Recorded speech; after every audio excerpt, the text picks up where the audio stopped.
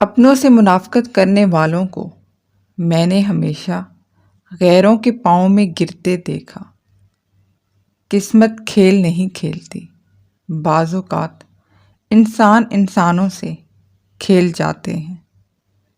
کسی کا سکون چھین لینے کا کفارہ عبادت کر کے ادا نہیں کیا جا سکتا، اور پھر اکثر اوقات انسان مضبوط بننے کی کوشش کرتے کرتے بے حس بن جاتا ہے۔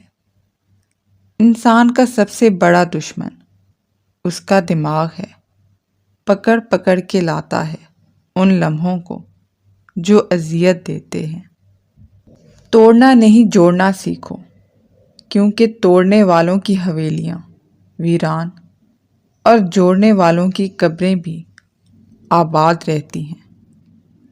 عمر کا تعلق سالوں سے نہیں ہوتا، بعض اوقات انسان عین جوانی میں صدیوں پرانا ہو جاتا ہے۔ سب ختم ہو جاتا ہے، بس دل میں ایک عجیب درد اور ذہن میں کچھ سوالات باقی رہ جاتے ہیں جو انسان کو لمحہ لمحہ اذیت میں مبتلا رکھتے ہیں۔ اگر آپ نے کسی کے کردار کا اندازہ لگانا ہو تو یہ دیکھو وہ ہنستا کس بات پر ہے۔ بار بار آنسو صاف کرنے سے بہتر ہے کہ زندگی سے اس کا ہی صفایا کر دیں جو آنسوؤں کا سبب بن رہا ہے۔ لوگ آج کل آپ کے لیے خود ایسے حالات پیدا کرتے ہیں کہ آپ انہیں چھوڑنے پر مجبور ہو جائیں، اور بعد میں ایسے شو کرواتے ہیں جیسے وہ بہت مظلوم ہیں، سارا قصور تو ہمارا تھا۔ کچھ تعلقات چھینک کی طرح ہوتے ہیں، ختم ہوتے ہی شکر الحمدللہ کہنے کا دل کرتا ہے۔